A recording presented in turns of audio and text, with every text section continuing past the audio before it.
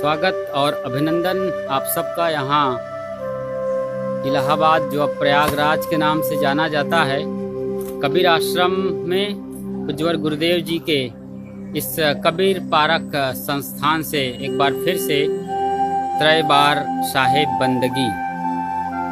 उम्मीद करते हैं आप आज काफ़ी स्वस्थ और ताज़ा महसूस कर रहे होंगे। और आश्रम के कैंपस ए यानी ब्लॉक ए में ये पूज्य गुरुदेव जी की महासमाधि पूरे भारत में घूम घूम कर कबीर के संदेशों का अलख जगाने वाले सदगुरु अभिलाष साहेब जी इसी कक्ष में महासमाधि लीन हुए।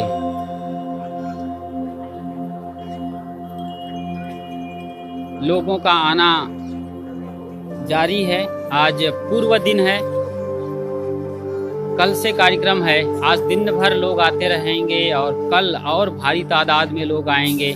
ये जगह नज़र आ रही है, ये टाइल्स कल नज़र नहीं आएगी। लोग यहाँ अपने पैर जमाए खड़े रहे होंगे यहाँ पर कूपन की प्रतीक्षा में, और सत्संग की आवाजाही रहेगी।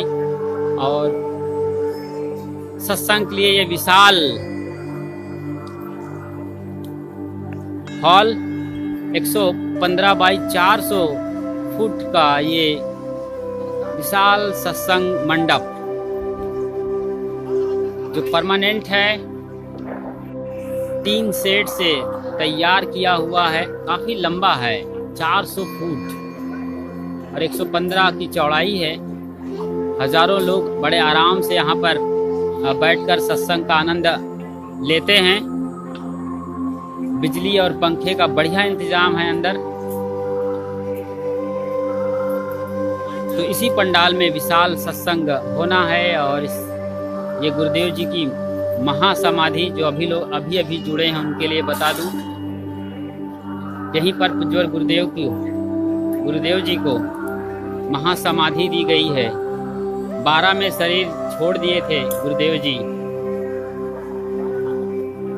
99 से 12 तक तकरीबन 13 साल यहाँ कबीर नगर में बराबर अपने उस निवास में, ठीक पीछे जो नज़र आ रहा सफ़ेद कलर का ये भवन है, वहाँ गुरुदेव जी का निवास था। इस महासमाधि कक्ष के पीछे अशोक पेड़ नज़र आ रहा है, जिसके बीचों बीच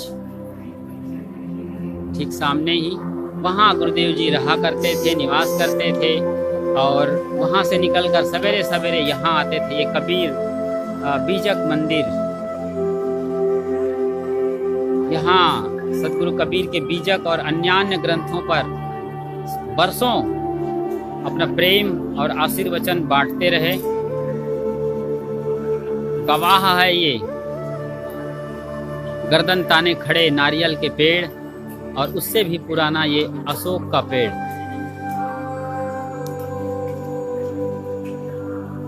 करीब 5 एकड़ में फैला हुआ ये विशाल साम्राज्य है सदगुरु अभिलाष साहेब जी का। इस तरफ पूरब है और पूरा शहर इस तरफ है। पूरब और दक्षिण कोण पर जो पश्चिम तक फैला हुआ है।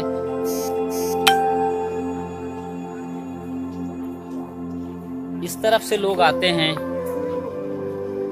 आज पहले दिन की पहली शुरुआती घड़ी है, वरना ये रोड भी लगभग जाम रहता है। लोग चलने में उनको दिक्कत होती है, रेंगते रहते हैं धीरे धीरे, एकदम सरकते हुए जैसे। यहाँ सत्संग हुआ करता था, लेकिन अब ये जब से 3 सेट तैयार हुआ है, सत्संग वहाँ होने लगा है। वरना यहाँ सामियाने लगाकर सत्संग होता था इस फील्ड में। जब मैं पहली बार यहाँ पे आया था तो ये कुछ भी नहीं था इस कैंपस में। खाली यहाँ ये चिकित्सालय, आप पढ़ रहे होंगे संत कबीर निःशुल्क चिकित्सालय, यही हुआ करता था। ख़ास तौर से होम्योपैथी यहाँ चलती थी पहले। मैं यहाँ कुछ बरस सेवा दिया था होम्योपैथी में,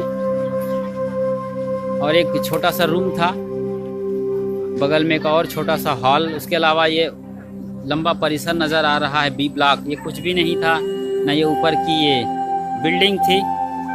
इस मैदान पे सरसों बोई जाती थी और खरगोश आया करते थे, काफ़ी तादाद में खरगोश हुआ करते थे। लेकिन आज वो सब कुछ बदल गया है।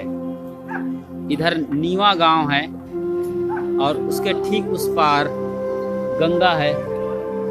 गंगा उधर टीन सेट के उस पार आप देखिए, हरियाली जो पेड़ नज़र आ रहे हैं वो गंगा ही है, गंगा का विशाल भूभाग।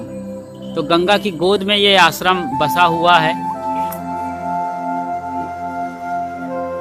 5 एकड़ में फैला हुआ और हजारों की तादाद में लोग आ रहे हैं। संत गुरुजनों का आगमन आज होना है। भारत के विभिन्न प्रांतों से संत गुरुजन आ रहे हैं।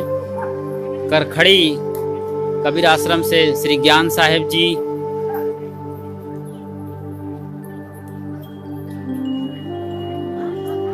अमोही साहब जी बुरहानपुर कबीर आश्रम से आ रहे हैं। श्री सजीवन साहब जी कटिहार बिहार से आ रहे हैं।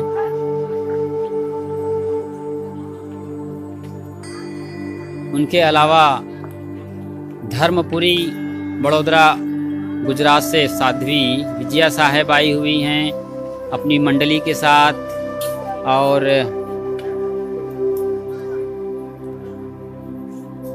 कोटियाडीह कबीर ब्रह्मचारिणी आश्रम धमतरी छत्तीसगढ़ से साध्वी सुशीला साहेब आई हुई हैं।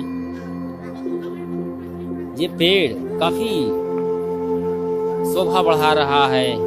एंट्री गेट है, ये मेन एंट्री गेट। उसके ऊपर ये बड़ा अच्छा सुशोभित है, सुंदर फूल हैं। सफ़ेद कलर के फूल आते आते फिर धीरे से लाल हो जाते हैं, और ये छोटी छोटी बढ़िया हरियाली से घिरी हुई ये पत्तियां तो जैसे मन को मोह ही लेते हैं। सत्येंद्र साहब जी साइकिल से आ रहे हैं, जो किताबों को पूरा देखते हैं, संभालते हैं। फिलहाल आसन व्यवस्था में आप सक्रिय रहते हैं अपने साथियों के संग। प्रीतम नगर में आप रहते हैं। प्रीतम नगर इस तरफ है, तकरीबन 1.5 किलोमीटर दूर कबीर आश्रम है, जिसे कबीर मंदिर का नाम शुरू से ही दिया गया है। वहीं शुरुआत हुई थी सन 1977 में। पहले नज़र आता था दूर से, अब तो इतनी सारी बिल्डिंग्स बन गई हैं तो नज़र नहीं आता, वरना वहाँ छत से ये इलाका दिखता था साफ साफ। संत गुरुजनों का आगमन हो रहा है, लोग बाग आ रहे हैं, और आसपास के गांव वाले भी तैयार हो रहे हैं सत्संग के लिए। तो ये शुरुआती क्षण है। अभी कुछ खालीपन लग रहा है, कुछ अच्छा मालूम पड़ रहा है। बाद में जैसे जैसे सूरज की गर्मी बढ़ेगी, यहाँ भीड़ काफ़ी तादाद में आ रही है, जगह नहीं होती है पैर रखने के लिए। और इस तरफ ठीक सामने आप देखेंगे इन पेड़ों के उस पार तो रसोई घर है, एक बड़ा विशाल पंडाल है रसोई कक्ष का, भोजन पाने का, भोजनशाला, सारा कुछ वहाँ पे है। इस मैदान में बाकायदा इंतज़ाम है। तो बाकी और समाचार आपको देते रहेंगे। फिलहाल विदा लेते हैं सुबह सवेरे की बंदगी के साथ। साहेब बंदगी साहेब।